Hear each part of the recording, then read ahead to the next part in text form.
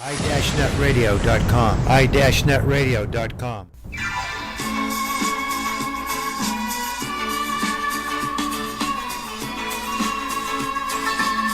Dobry dzień, i dobrowy żalovat. This is Springtime in Moscow with your hosts James Tuthill and Steven Stimson. We've got some Russian with a little American, and we're serious with a little humor. So Jim, what's going on in the world today? Steve, thank you for the beautiful words. I'm Jim Tuthill, and this is Springtime in Moscow. We're now on YouTube with a bunch of podcasts posted, and we hope everybody watches our videos. We're also on i-netradio.com, 24 hours a day, 7 days a week. And, of course, we're on powertalk.com, pwrtalk.com. Lillian has gotten 3 million listeners for the year 2012, and we're getting about 10 to 15,000 listeners a day on powertalk.com. Today, we're going to ask the question, what in the world is wrong with America? At least that's my question. I don't know if it's anybody else's question. And to help me look at some of the things that are going on in the United States, I have with me a very nice guy from New Jersey, Jake Danishevsky. Jake, how are you? Good. How are you, James? Great to be here. I've never been better. I'm telling you, we've never had better weather in Florida since I've been here for 43 years. It has been gorgeous. Today it's 82 degrees. You just couldn't ask for more. Jake, I'm going to read you I'm going to paraphrase a paragraph that a man wrote on the internet. And he wrote an article called 34 Signs That America is in Decline. And he says the United States is clearly in an advanced state of decline. He goes on to say, our foundations are badly rotting and our nation is collapsing all around us. Many Americans like to think that the United States is greater today than it has ever been before. But the truth is that America is like a patient that has stage 4 cancer that has spread to almost every area of the body. Our nation is being destroyed in thousands of different ways, and more distressing news emerges with each passing day. He says our country is literally falling apart all around us, but most Americans are so plugged into entertainment that they can't even be bothered to notice what is happening. Most Americans seem to assume that we will always have endless prosperity just because of who we are, but unfortunately, that simply is not true. We inherited the greatest economic machine the world has ever seen, and we have wrecked it, and now a very painful day of reckoning is approaching. You digested all that, Jake? I absolutely have, and I completely agree with the man and you reading it. I absolutely agree. Can I say a few words? Yeah, absolutely. I mean, this is just been something that we've been noticing more and more of. I mean, it didn't start today, but we noticed that people know more about Honey Boo Boo and what Kardashians are doing than who the president or vice president or even some of the senators of the United States are. I mean, this is absolute decline because we have people that truly don't understand about their own country. Well, let me say one thing, because I remember this very clearly. I found this to be very sad, and I found it to be rather humorous. It was told, even though it's factual, it was repeated in a humorous vein in the United States, and it really isn't so funny. Back in 1972, Gallup, which isn't the greatest polling service in the world anymore, they seem to get all the election numbers wrong, but Gallup took a poll and they said, who is the president of the United States? That was in 1972, and 15% of the people didn't have the slightst idea that Richard Nixon was the president of the United States. And I found that to be pretty surprising, but the point I'm trying to make is that was 40 years ago. I don't know what that poll would be today. Maybe it would be worse. Maybe it would be 30%. I don't know. But it wasn't so great back in 1962 either. Let Well, me tell you. it didn't go in the direction that we wanted to, because I would almost positively guarantee that the polling numbers would be worse. But yeah, I agree with you. I actually wrote an article on the polling, and the polling is the way they sample it. It's completely off. I mean, depending on who samples the polls, you get the numbers that are completely ridiculed. Yes. Well, two of the major reasons that I feel that the United States is in decline, and my uncle was a very unique individual. In 1949, he left New York State and went down to Delaware and bought a 2,000-acre farm. And he was a farmer all the way. I mean, a man never wanted to be a farmer and live like a farmer more than my uncle. And he lived to be 89. And before he died, he said something that I agree with. He said that he felt greed was really hurting the United States. And of course, that's a terrible word to the Wall Street guys and the capitalist guys. Greed is good, they say. Greed is good. I'm not so sure about that. And number two, we are a very, very warlike people. We love blood. We love bloodshed in the United States. We love it. We love guns. We love killing, but we love war to a great degree. Recently in Syria, you have a situation where you have, who is it? Hamas or Hezbollah, Al-Qaeda is in there too. And Al-Qaeda. So you have a nitwit and a horrible, horrible individual like John McCain, a really bad, bad man, a man who really is a bad human being. He goes out and says that we ought to go to war. Well, that's great, John. Number one, we can't afford it. But number two, which side do we pick? Do we pick Hezbollah? Do we pick Al-Qaeda? Do we pick Hamas? Do we pick Fatah? Do we pick the Sunnis? Do we pick the Shiites? Who do we pick in that, John? You're such a smart guy. I mean, he's the dumbest man that ever lived in the history of American politics. Wait. He's not the dumbest. Well, Biden and Kerry. But yeah, I agree with you on everything else. Yes. Okay. All right.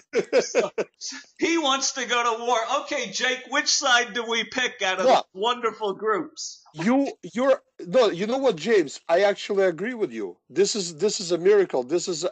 We should celebrate. Yes. Because I agree with you. We should not help them. Let them destroy themselves first. Yes. Because we have a tyrannical government that we completely do not want to support.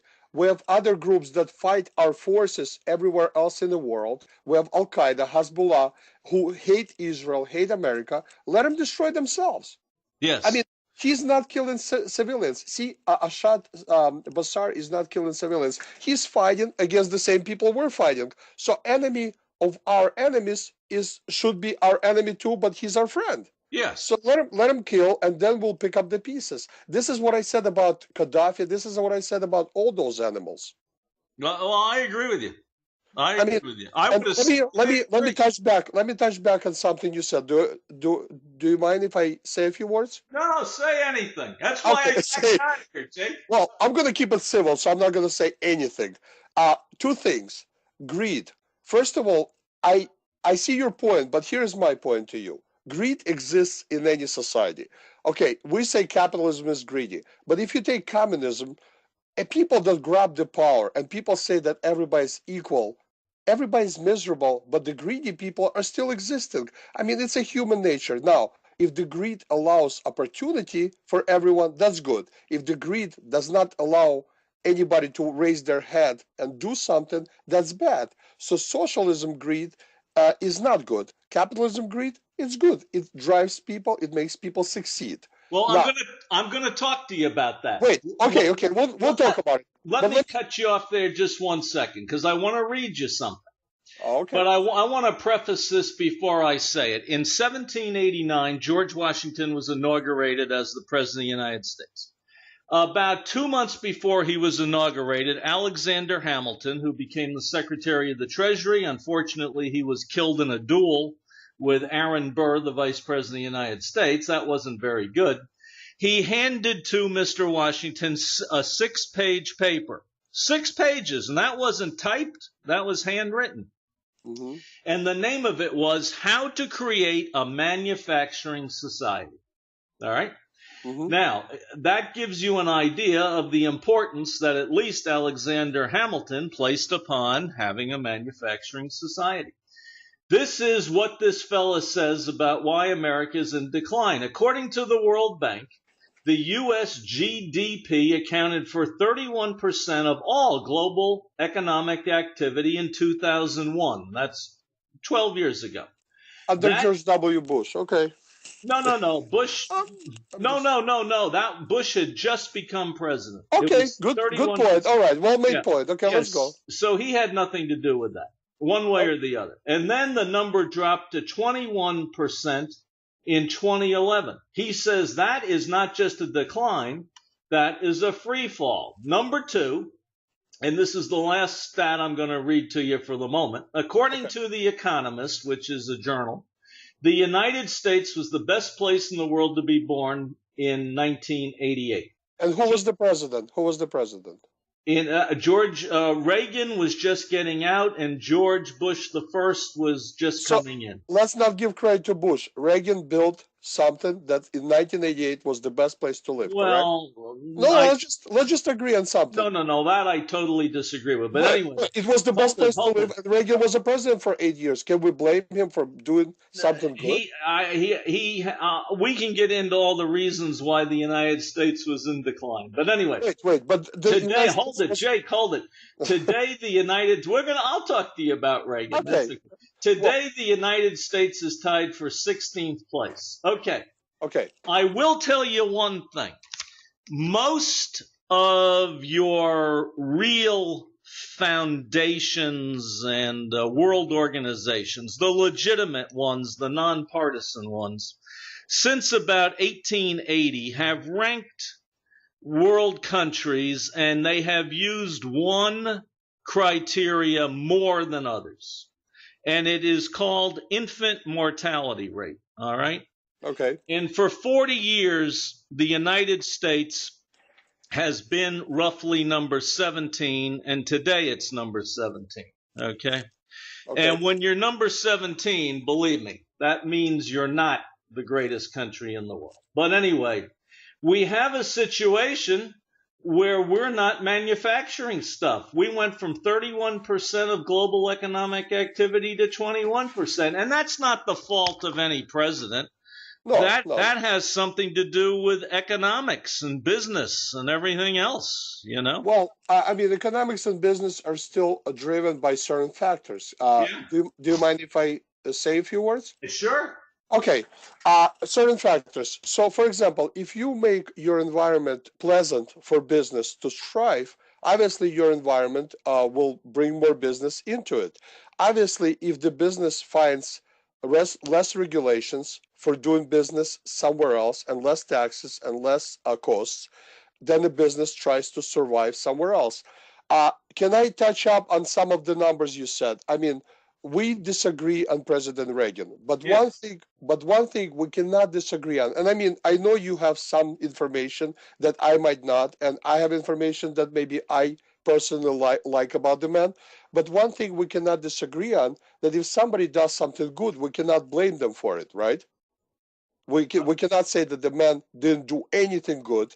For example, you like Obama and you think he's going to change the world to the better place, which I disagree. But in 1988, America was considered the best country to live in.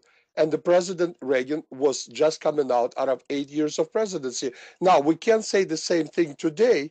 And President Obama has been in the office for roughly 5 years. So can we say that it's much better after Reagan than it is after Obama by far? Can we say that? I think that, as I told you before the show, I think that in 50 years, 80% of the decline of America will be traced back to Mr. Reagan. Okay, but we're saying.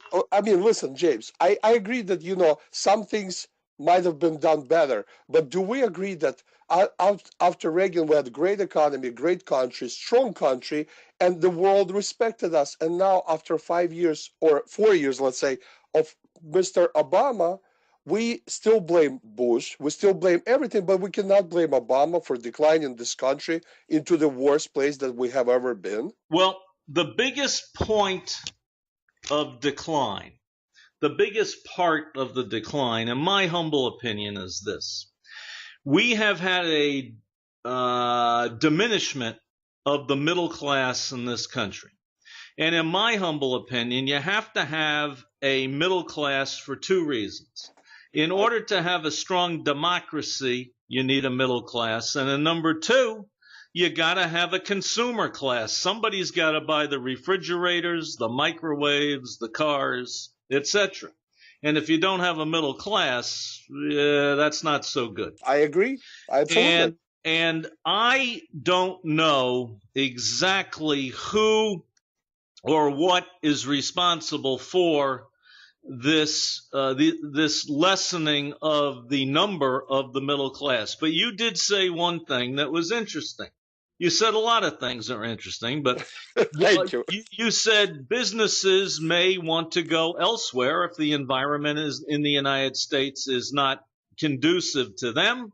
And you mentioned the word costs. Well, to be honest with you, I think costs is synonymous with wages. And of course, It's not completely synonymous.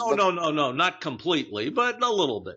I'll give you an example. I had a close friend named Albert Flug, and this was a little bit before your time in America, but we had something called Winnie the Pooh clothing. And every kid wore a jacket or a skirt or a sweater that had Winnie the Pooh on it for about 5 years. And these articles of clothing were sold at Sears. At that time, Sears was the biggest store in America. Obviously, it's not doing too well today.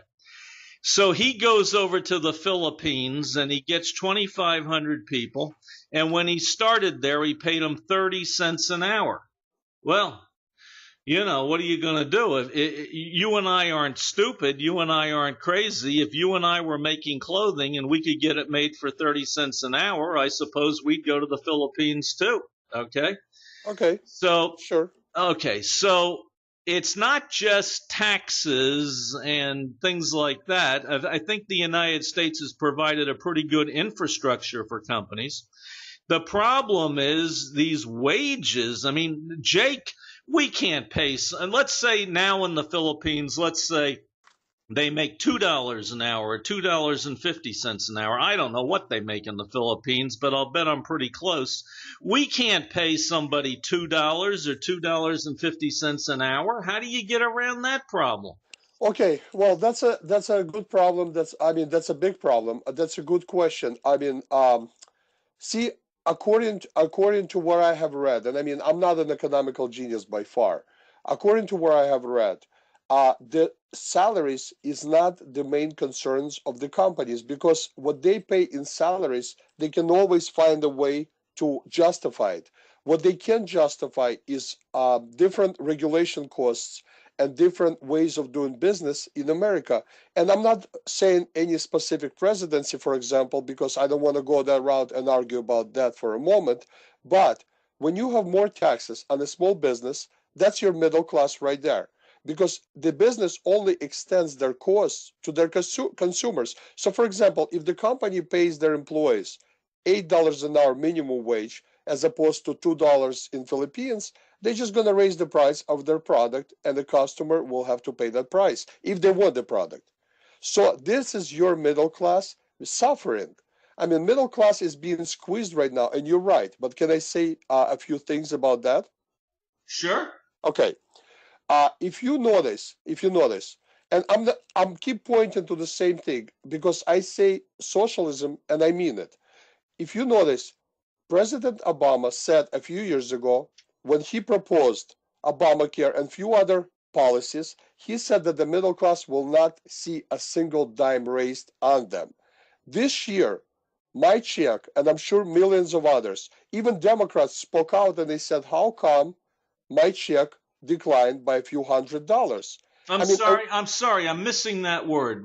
What declined? I'm sorry. my check, my paycheck, Oh, your paycheck. Yes, yes. paycheck, and I'm one of those people that I don't make a lot, but I make enough to miss a couple of $100 from my paycheck. Now, let's say you got somebody so-called rich. I mean, and I'm not blaming just Obama. I'm blaming Boehner because we got two people on both sides arguing who's rich and who's poor in America, and the middle class is suffering because 250,000 or 400,000 for a business that you run is nothing. Because when you run a business that makes even $500,000 a year, you personally take home a very little out of that, let's say $500,000. So the people that they're arguing about who's rich are actually your middle class, and that's where the problem is. So Okay. we're squeezing middle class, and we have no backbone to defend them. L- And we Let me give you an example. I was a personal injury lawyer, and Jake, I can tell you this, and every personal injury lawyer in America will tell you.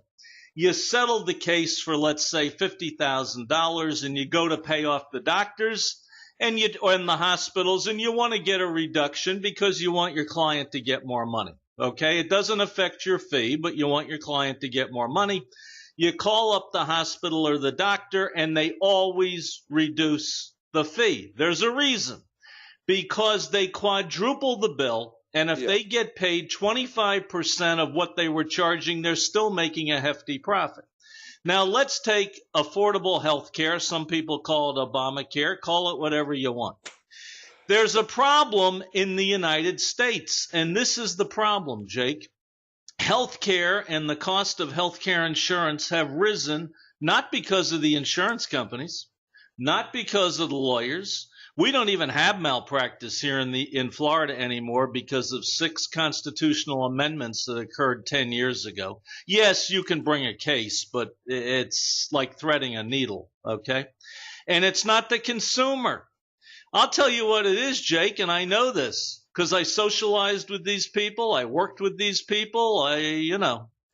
It's the doctors and the hospitals.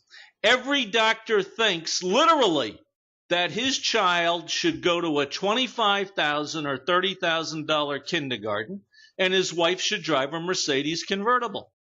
It's all about greed. okay. So they, Let me stop you right there because on one hand I do agree with you somewhat. On the other hand, I disagree with you because first of all, affordable does not mean that you have to force people to take it and you have force companies to take it and you force everybody to take it. That's not government's job to do. You reform healthcare, you truly have to reform it. You have to bring the prices down. You have to make it easier for companies to be able to provide healthcare, not force them and start firing people because you can afford to have a healthcare. And Obamacare is not affordable. Second point. Yes, hospitals sometimes overcharge, insurances overcharge. There is a problem. But doctors, I know doctors, I have some friends who are doctors. I'm not taking sides. They spend 12 years paying to the biggest top colleges that will charge them an arm and a leg for 12 years. Now, after 12 years, these people deserve to make some of that money back. Okay, they provide a service. Their service costs money. Now, if you feel not going to that doctor, you don't have to. You can negotiate with your doctor, but you cannot negotiate with insurances. You cannot negotiate with pharmaceutical companies. So can you blame the doctors for trying to make a living after they spent 12 years in school? I don't think so. Well, I I don't do. think so. I do because they do a lot more than try to make a living. They try to become very, very, very wealthy people. Well, That's all, very I, I wealthy. don't blame I don't blame anybody for trying to be wealthy. I want to be wealthy. You were an attorney. I'm sure you were trying to be wealthy at some point or other. And maybe you are. God bless you. And I praise people for trying to succeed or become wealthy. But if they're doing it at some expense of others and burning the numbers, or how do you say it, twisting the numbers, I mean, I don't think it's the doctor's fault who are doing it. It's the administrative staff in the hospitals, it's the hospital costs and everything else, and the insurances in between. Jake, But in, but in 1900, a doctor went to medical school to heal people, I not to I make money, understand. not I to make understand. money. Listen, Okay. it requires a certain personality to be a doctor. And there are Yes. some doctors, and there are some doctors that shouldn't be doctors. Listen, I have a doctor that did a surgery on me. I would Yes. give him any penny of my money because he's a great, great man. I mean, he's a nice guy. I can ask him any questions. He called me after the surgery. He saw me after the surgery, and it wasn't about the money.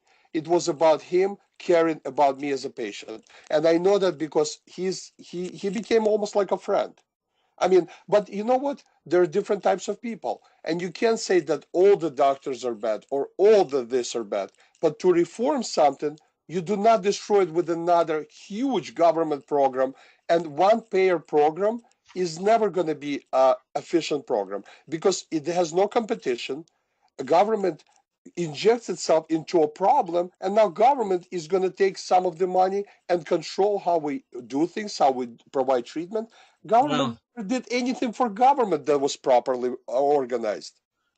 Jake, I could give you the reason why why people are forced to get insurance, but I still got to talk to you about why America is on the decline. Wait, James, let me stop you right there. Yes. If today I decided that maybe a bicycle is good for you because it's an exercise and you're going to be healthier, and I force you to take a bicycle, do you really think that's freedom? Do you really think that's America that we used Okay. to love at some point? I know exactly what happened, Jake. So does everybody else in the United States that's been here. You want me to? I'll give you the reason. We're going to waste time on this, but I'll give you the reason. Well, it's not a waste of time if we're talking about it and we'll come to Okay. some agreement or conclusion. Almost every single political issue in this country has a racial component to it or a racial tinge. It's Ah, people here of we go.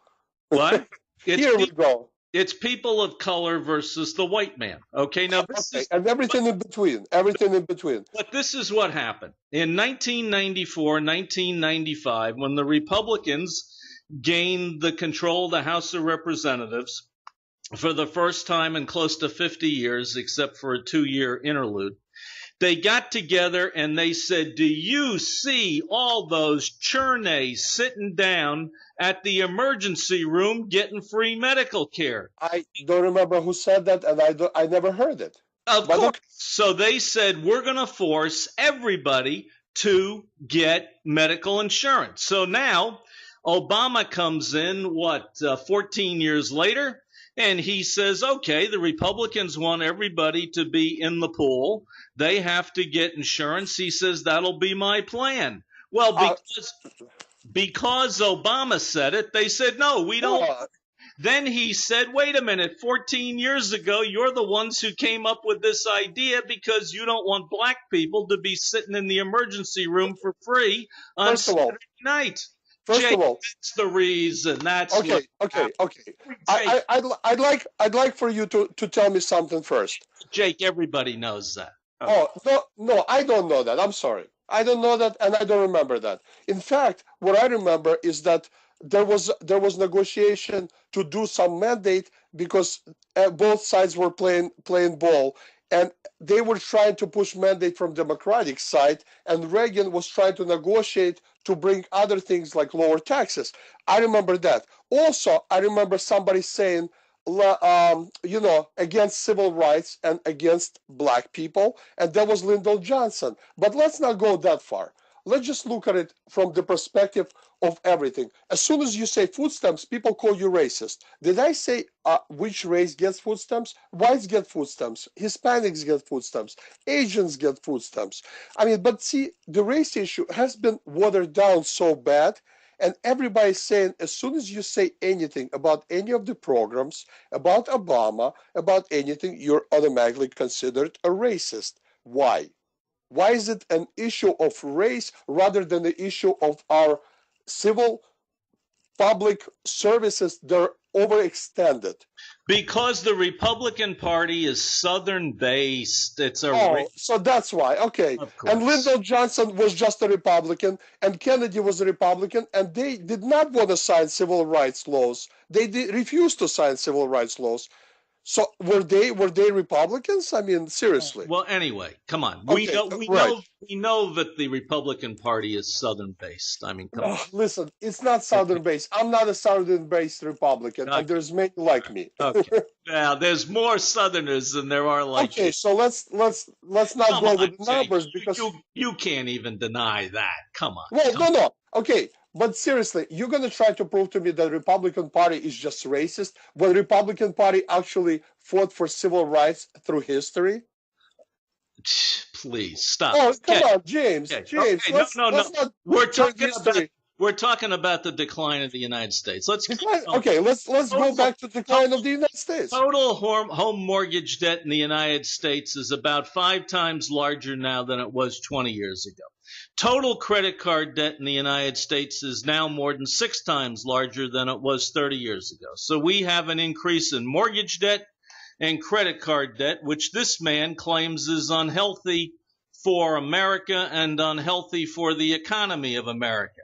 Let's assume that he's true that credit cards and mortgage debt are higher. Do you think it's bad for the U.S., and do you know why they've gotten higher? Well, it's bad for the U.S. and I would assume it got higher. I don't know the exact reason. I would assume it got higher because people started to enjoy less personal responsibility. I mean, individual goes to a store with a plastic. I'm a sinner just like everybody else. I go to a store with a plastic card, especially when I was a little younger, and I didn't realize that's my money. I did not think of it as my money, and I didn't think of it as my responsibility, and that's where the problem exists. And then you blame the banks for charging you for something that you actually did.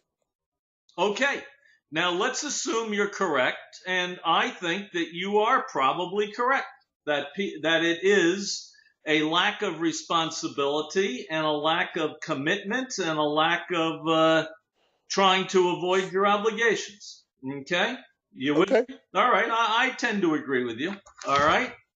Now, what do you think has led to that loss of sense of responsibility in the U.S.? Tell me that. Well, I think as we started the show, the morality of the country in general, the morals of people, where people go to work, they come home, they have dinner with their family, they talk to their family. Now you can't even talk to their family because if you people used to talk about finances, people used to talk about my dad, for example. We're not from the same society, but my dad used to always teach me: you make $1, you spend 80 cents, you try to keep something for a rainy day. And I remember those conversations with my parents. Now, the only conversation you can have is if you're able to text your kid, and the kid is probably watching 20 YouTube shows, and they know everything about Kardashians, but they have no clue on how to make $1 and spend less than $1. Okay. Let's assume that's true too. And I'm not a big fan of children 5 years old, 10 years old, 15 years old, or even 50 years old. As you know, as we all know, they call guys like you and me grown-ups. They call us grown-ups because we're grown-up children. That's all we are. You and I are grown-up children. Okay. True. Yeah. Now, I blame, and I think what you say again is true. And I blame a lot of it on the internet and on the computer. My parents blamed it on the television, but I don't think television had quite as big an impact as the internet and the computer. I agree. So you have these kids sitting in a dark room. There may not even be a window in the room, honest to God. They're sitting in a dark room. They're sitting there glued to this computer. I don't know what they're doing. They're probably looking at porno for all I know. I don't know. They don't have to look at porno to see everything they want to see these days. Yes. Look at the celebrities. That's porn right there. Yeah.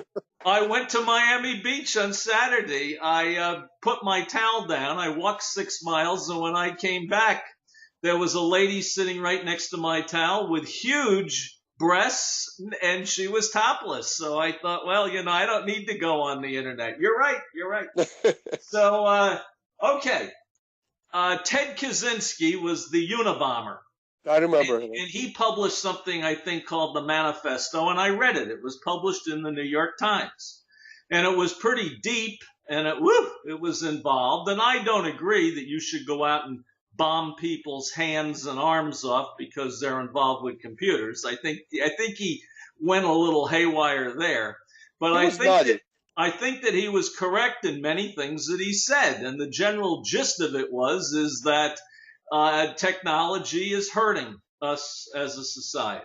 Okay, so let's say what you just said is true. How do we reverse the course? We can reverse the course. We really don't need to reverse the course. We just need to talk to our kids more. I'll tell you, I'm very happy that my kids are actually more intelligent than me, or at least as I was when I was their age. For example, when I was in my late teens, early 20s, I didn't have half of the information that they do, and I was not by far as intelligent as they are. I mean, my daughter, when I talk to her, she truly is well read and a very intelligent person, but she chooses what she reads and what she doesn't. So we talk to her. Of course, a lot of times it caused arguments, it caused problems. She wouldn't talk to us. Sometimes we even asked her, to turn around and put the computer or phone down, and we still do from time to time, but at least we try to talk. A lot of parents, they think if the child is smart and they get so much information from the internet, they don't have to spend time with the child, and that's a problem. Okay. Well, let's talk about that. You say that your daughter likes to read. Well, I'll bet you $1,000,000 that you have something called books in Yes. your house. Wow, you're good. Yes. I'm not going to take that bet. I don't have the $1,000,000. Yes. and you are an educated person, and you are, I don't know if you ever took courses in psychology. I never took a course in psychology, but I'm a pretty good psychologist. All I remember is I remember Pavlov's dogs. That's as far as I can remember. But you have brains enough and education enough and sense enough and culture enough and sophistication and cosmopolitan to be able to turn your kids on to thinking and learning and knowledge and talking to them, not just texting and email. And okay, so maybe you can do that, and maybe I can do that. My son is building a 38-story building, the tallest project in the state of Florida currently. My daughter has a high level job in a pretty big in the second largest company in the world for what she does. Good for her. Yeah, that's true. That's true. But Jake, this is the problem. For 3 years, I taught poor children how to read, and I never had a stupid kid. I never had a kid with Asperger's.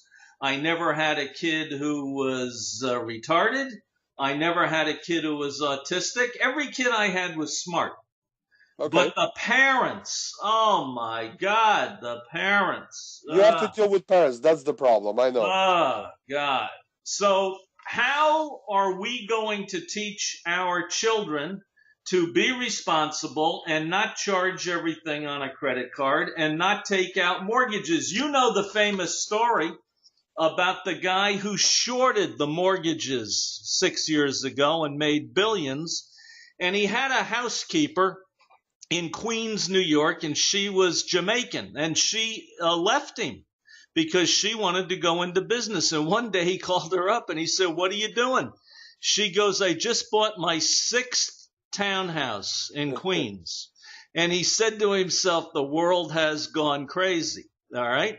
And at that point, anybody could get a credit card and anybody could get a mortgage. All right. Okay. But so let's not say the banks or the credit card companies are at fault, but how do we teach people to be responsible? How do you do that?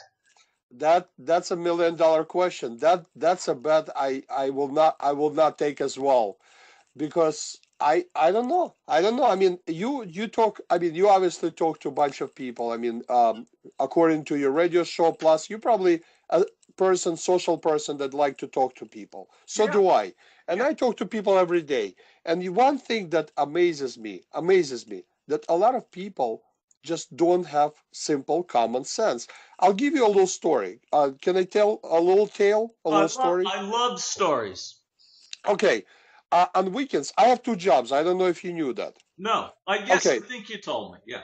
I might have told you. I have two jobs. One of them is information technology. I'm a project manager.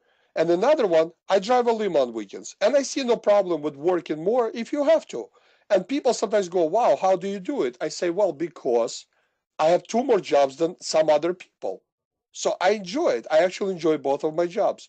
I was driving a lady, and it was a miracle. It was a true gift. She was a Jamaican lady from a completely different background as mine. We didn't talk politics. I didn't say I'm a Republican. She didn't say what political agenda she is, but we talked about children. And you know what? If everybody could discuss things the way me and her did, the kids would be okay, the parents would be okay. We agreed on one thing, that the kids need to be talked to parents more. Society is not going to take care of your kids. There is no such thing as our kids. It's my kids, it's your kids. You take responsibility and you have to talk to your kids. I Okay, don't want Jake, I'm going to stop you right there. The 23rd reason that this person gives why America is in decline. Listen to this. According to one survey, 29% of all Americans, you're going to love this, in the 25 to 34-year-old age bracket, 25 to 34, are still living with their parents. 30% of people between 25 and 34 are living with their parents. What right. do you think of that? That's a huge number. I mean, to be honest with you, you want to hear an honest because my thing, I'm always honest because I only lie to myself. So I lived with my parents until I got married. You know how old I was? I was 30. I was 30 years old. Oh, okay. All But right. you know why? Nope. It wasn't even financial. I liked that mom, God bless her, when she was alive. She used to cook good food, and I Sure, used to you eat like it. cooking. Sure, I understand. You know. Now I'm So going to tell you a story. Cousin Sasha. I went out with Ludmila. She had cousin Sasha. He was a millionaire from Moscow. He used to fly to Miami like I drive to Palm Beach. Okay. okay. He has a son named Sergey. Cousin Sasha's about 5'9". Sergey's about 6'3". Great looking kid. He's a geological engineer. He works for Gazprom. When he was 26 years old, he moved out of the family apartment in Moscow. His mother went crazy. She cried for weeks, never stopped crying. He did the unthinkable. He actually moved in with a girl. Oh my Oh God. my God. He moved in with a girl. And listen to this. They live with her parents to save money, okay, which I can understand. And Yeah. they're living without the benefit of marriage, all right? Which, doesn't hit me one way or the other. I don't. So, but this was the deal. His mother made such a big deal out of this. He's lucky he got out of there before he was 80 years old. Well, see, in some cultures, like in Russian culture, we got so used to, especially after Soviet Union, during Soviet Union, we were really used to because it was a government who gave you apartments, those small apartments, and a lot of people got used to that when they get married or when they get older, they're gonna stay either with the son or a daughter. Parents gonna actually live with their kids because it was hard. For example, we lived with my maternal grandmother, and my uncle lived with my father's mother. So it was common for grandparents to be taken care of or help take care of the kids and live with one of their kids. Yeah. So Okay. I guess she was still in that mindset that when Yes. she I understand. Having done this show for close to a year, I understand a lot about Russian culture, and I understand what you're saying. Okay. yeah, yeah. But Let no, me, you're right. You're right. yes, It's a little bit over the board when the parents or the kids want to stay yes, together at some point because you do need your yes, you need your space, you need your life, you need your responsibility, independence. yes. Let me go to the next factor that this guy talks about. In my humble opinion, the average American does want to earn a living and does want to make money and does want to have a good lifestyle. I believe that. And Yeah. I think that the average American does want to do something good for his children. Sure, there are people that don't, but I think more than 50% do. And I think if you offered a job for $100,000 to a person and you said you have to work 55, 60, 65, 70 hours a week, I think most of the people would take that job, even though it involves quite a few hours. Sacrifices, okay? yes. I believe that more than 50% of Americans don't want to be poor. I really believe that, and given the choice, they won't do it. I believe, Jake, that many people enlist in the United States military because they can't get a job anywhere else, and that's the reason they go into the military. I disagree on one point. You might be right in some cases. I disagree that some of the soldiers truly, some of these people, they truly do want to serve the country. No, you're right. You're right. And some of them actually, they're Yes. career soldiers who Right. they're almost born to be a soldier. I mean, they have you are correct about that, but I personally know in Kentucky, Tennessee, West Virginia, they've done a study. So many of these kids just can't get a job that the military is about the best way out. Well, so listen, when I went to college, they offered me to enter into Air Force, and I thought about it, but my mother took me out of Russian Army, and she said, there's no way you're going to do that. But I was considering, because first of all, they pay for your college, you do travel the world as a soldier, and you learn some techniques and some skill sets that you would never learn anywhere else. Yeah, and it's too bad. And it's too bad that they can't learn it in a corporation or in a business. And I agree with you. I agree. Sure. But this is my point, okay? Okay, all right. I think that most Americans, more than 50%, would like to earn a good living. In November 2008, 30 Americans were on food stamps. And, of course, you're going to love this because there's only been one president since roughly that time. Today, 5 years later, 47 million are on food stamps. I know it almost doubled. Almost doubled. The number went 50% up.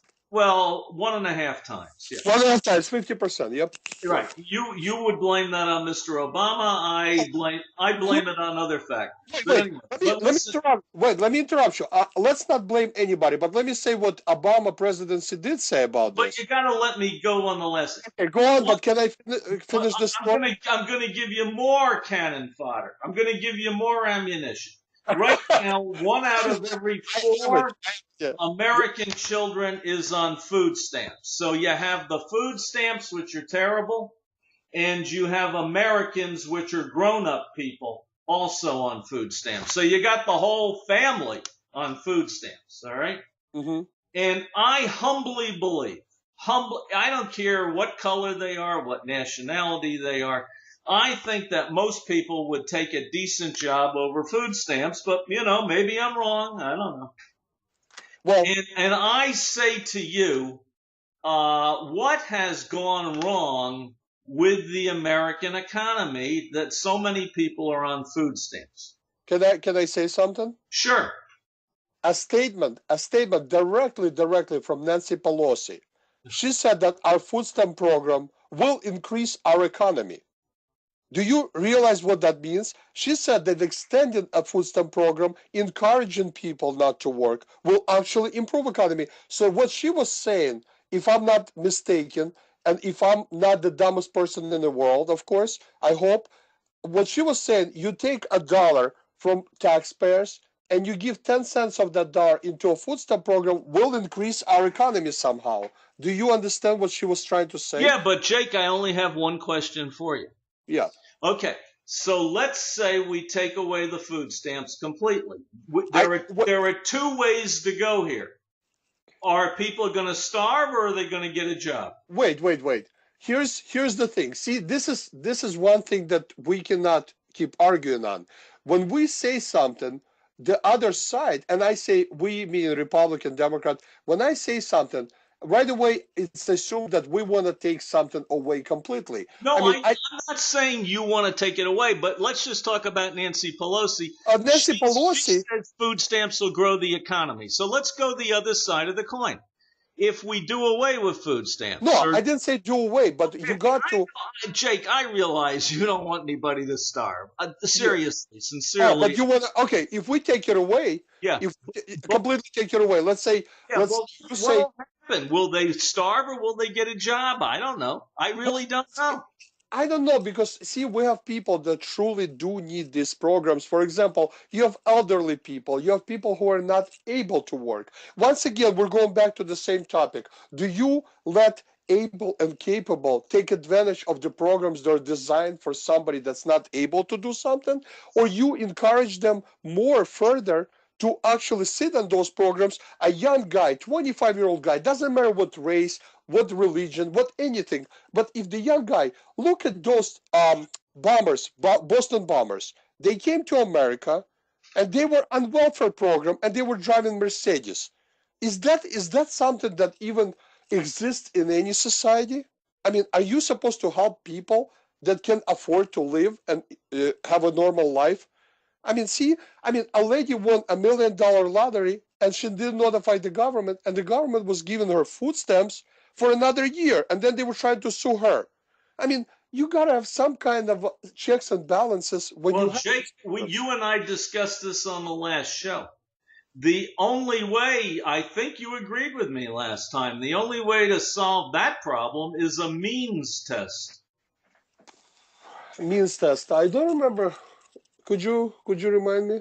Well, we talked about means tests before. In other words, somebody, like in bankruptcy court, you now fill out a form and the judge determines whether you qualify for bankruptcy or not. He determines, are you broke enough to qualify for bankruptcy? So you're going to have, I guess, somebody's going to fill out a form and then a bureaucrat's going to determine if they're broke enough to require food stamps. Maybe I mean, I don't know. It's just like you have bureaucrats deciding everything right now. I mean, seriously. I mean, every time I raise a question, should we check people, do a drug test for people who take money and get money from the government? And people say, oh no, of course not. That's going to be racist. How is that racist if you can do that in the company where people actually work? You can do a drug test on people who do the job, and here you're giving people money and you're not able to check if they're abusing the program. I mean, Well, I'm going to tell you my story, Jake. There's a gas station on the corner of US 1, which is Biscayne Boulevard in Miami, and 79th Street. Every single time I go into the Valero station, a guy comes up to me very politely, and asks me for money. I'm a Buddhist and I'm a softy and I'm a sucker, so I always give somebody the money. I always do. But you know what I say to them when I give it to them, because I get a little bit irked and a little bit mad? I say, I know you're going to use this to buy beer or marijuana. And they look at me and they go, oh, no, sir, I would never do such a thing. And I think to myself, sure, I agree with you. I don't want to give money to people who are going to use it to buy drugs. I mean, I uh, agree. listen, James, I'm a very compassionate person, but I'll tell you one thing. I'll tell you another story. Yeah, Me and my wife had a laundromat. We were working very hard. I had a job, plus I had to be in the laundromat after work. So I'm we listening. were, what is that? I'm listening. Yes. Okay, and we actually, when I couldn't just have a job because it was just too much for me to have a job in New York City, come back to New Jersey, and run a laundromat, we employed people. We treated our customers like gold. I mean, I probably, if I had to say, I was probably one of the best people as far as service, because I've been in service for many years. And if the customer needed something, I would bend backwards. But I just couldn't do it time wise. I was getting really emotionally tired. I didn't see my family much. So we sold it to two very nice black gentlemen. And I became friends with them. We became really, really close. But here's a story. There was a guy that came off the street when we were talking about, I was training them, I was showing them how to run the place. And me and one of them were standing talking, and the guy came in, and right away he goes to him. even though I'm the owner of the laundromat. And he goes, can you give me a few dollars for food? Okay, so the guy offered him. He goes, me and my friend, my future partner in business, we're going to Subway to get a sandwich. Would you like to join us? We'll buy you a sandwich. He goes, no, I just need a few dollars. He said, no, I will not give you. And that was compassion. That was compassion. And I learned from that statement, do not just give money to anybody on the street, because in New York, people will come up to you every 5 minutes. Every block, somebody will come up to you. And most of them don't need food. And that's a problem. Well, so that, now, see, wait. see, So no, now, I agree with you, and wait, but now, I'm stupid to give these people no, you're money. not stupid. You're Yeah. compassionate, and I respect you. But when my mother-in-law in New York, let's say, walks and gives money to somebody, I go, don't give money to people. You encouraging them. You feeding a dog that can get a food on their own. And I'm not comparing these people to dogs, but this is what they are. They try to scam people, and it's been proven over and over. So wait. So let's take that to a government program that's not efficiently run. And now we're creating more programs that are not going to be efficiently run. We're looking at the destruction of this country. Okay, but Jake, the question was, how do you make it efficient? Well, if they have already government program and government people working and actually proven that they're doing their job, instead of going after working people, how about they look at the program and see who actually needs this money and who doesn't? I'll give you an example. I don't like to take advantage of any programs, but when I'm between jobs, I go to unemployment office. You know that they ask me more questions than they will ask the guy that's been unemployment for 2-3 years. I just came in. I want to get unemployment that I paid into, until I get a new job, and I want to do it as fast as possible. But they will waste my time and call me in like 3-4 times to interview me when they know I'm looking for a job. Well, I've heard that story from many, many people, and I assume that it's true. And I can only say I hope I don't ever have to find out. But I hope you never have to find. I hope nobody has to find out. But yes. I see a guy next to me truly telling his friend, "I'll see you in a bowling alley in a few minutes." And so he's not going to look for work, and they just give him his check and he leaves. When I have to sit there through an interview, they go, "Would you like to see a movie on how to look for a job? How about you show the movie to that guy that just left?" I know. Jake, before we go, I want to ask you one final question. Sure. I could get you the statistics on this, and I sort of have them. But over the last 30 years, and this has nothing to do with presidents, nothing. Over the last 30 years, corporations have gone from giving fixed pension plans to giving these 401ks, which are basically the corporation throws in some money, the employee throws in some money, and the funds are put into mutual funds and stocks and bonds. And I'm telling you now, when you retire, it's better to have a fixed pension than one of those 401ks, because you're just going to get more money per month. Why do you think that so many corporations have gotten rid of these fixed pensions? I honestly don't know. I actually used to work on a software development company. We worked for state pensions, and we did software for state pensions, and those things are unbelievable, but they're funded by taxpayers' money. Yes. They're funded by taxpayers' money. Yeah. So I mean, whether these people actually they will do better, but whether they did the same job or better to deserve this, that's not my question to ask. But those pensions are actually funded and they're more stable. I don't know which one, why they got away from them. Well, all why. I can say, Jake, is in my humble opinion, doing away with an awful lot of these pension plans and private corporations is really going to hurt the United States. You're going to have a lot of people But you provide these pensions to everybody, and you will run out of money. See, we're talking about government agencies taking taxpayers' money, not really taking contributions. This is where the problem existed. Well, Jake, we have to go. We're finished with the time, but I'm just going to say, whatever the reason is, and whether or not there's a solution, I think in the next 10 years, this is really going to come back to haunt the United States. So next time, we shall talk about that also, okay? All right. Once we get off presidents, okay, you and I really agree on most things. Once we get away from these icons and these personalities, I'm just going to tell you one thing. Yesterday,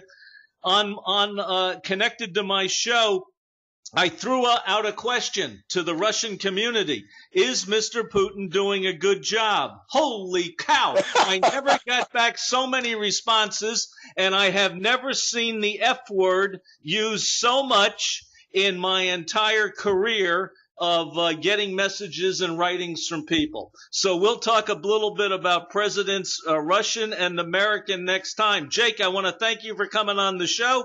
And I say das vidanya to all of our listeners. Today we have a show, Is Sweden or Russia a better country to live in? And I thank so many people from Sweden for listening to our show. I was surprised and I'm honored. So das vidanya, bye-bye. i-netradio.com. i-netradio.com.